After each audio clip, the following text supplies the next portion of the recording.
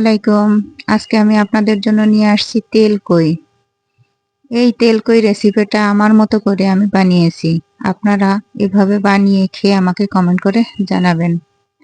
আমার কাছে তেলকইটা রান্না আমার জীবনের সেরা তেলকই ছিল।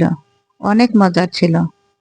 তাহলে শুরু করছি আজকের তেলকই রেসিপির জন্য যা যা লাগবে এক নজর দেখিয়ে দিই। এখানে আমি 12 পিস কই মাছ নিয়েছি, দেশি কই মাছ, এবং 3টা টমেটো, 4 কোয়া রসুন, কাঁচামরিচ ও শুকনো মরিচ মিক্স করে 10-12টার মতো নিয়েছি, এবং পেঁয়াজ কুচি নিয়েছি 1 কাপ, আর গোলমরিচ নিয়েছি হাফ চা চামচ।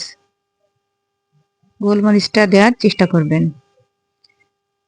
জিরার গুঁড়া 1.5 চা চামচ।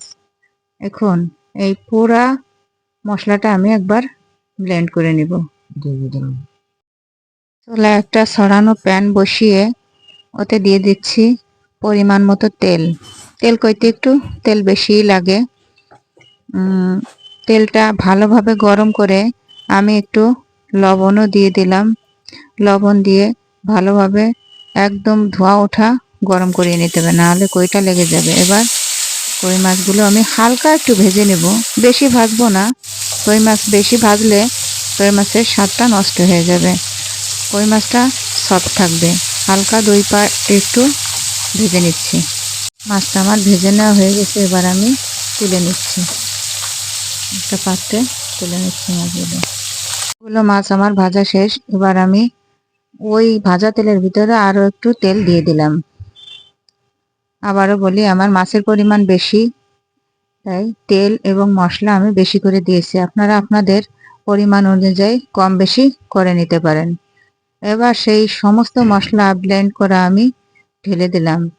মশলাটাকে মিনিমাম 10 থেকে 12 মিনিট কষাবেন, এবং মশলাটা যত ভালোভাবে কষাবেন আপনাদের মাছের টেস্টটা তত ভালো আসবে। দিয়ে দিচ্ছি পরিমাণ মতো হলুদ এবং স্বাদ মতো লবণ। এভাবে আমি প্রথম 5 মিনিট কষিয়ে নেব।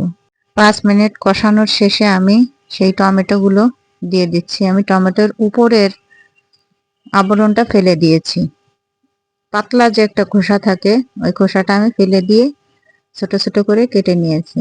এবার আমি টমেটোটা দিয়ে আরো 5-6 মিনিট কষিয়ে নেব, তেল ছাড়া পর্যন্ত। মশলাটা আমি 10-12 মিনিট কষিয়ে নিয়েছি। দেখুন আমার মশলাটা থেকে তেল ছেড়ে দিয়েছে। এবার আমি দিয়ে দিচ্ছি ফুটান্ত গরম পানি।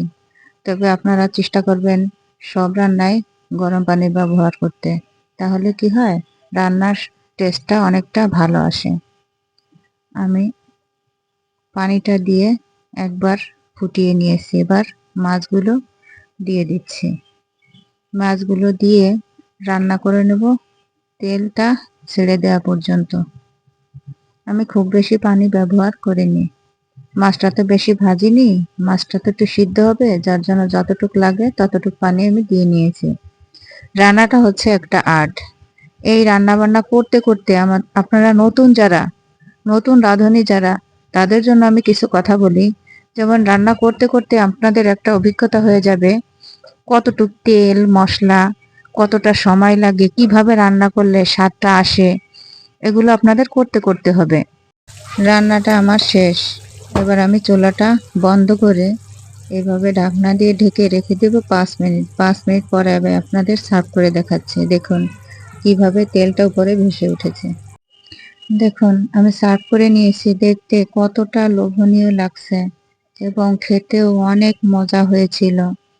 তবে এখানে যদি চাষের কই হয়, সেই ক্ষেত্রে আপনারা গরম মশলা এবং আদা ব্যবহার করতে পারেন।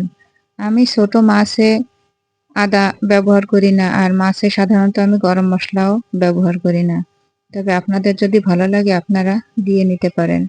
তবে আমি আপনাদের রিকোয়েস্ট করব, আমার মতো করে একবার হলেও আপনারা এভাবে ট্রাই করবেন, এবং আমাকে কমেন্ট বক্সে কমেন্ট করে জানাবেন যে কেমন হয়েছে। আজ এ পর্যন্ত। আল্লাহ হাফেজ।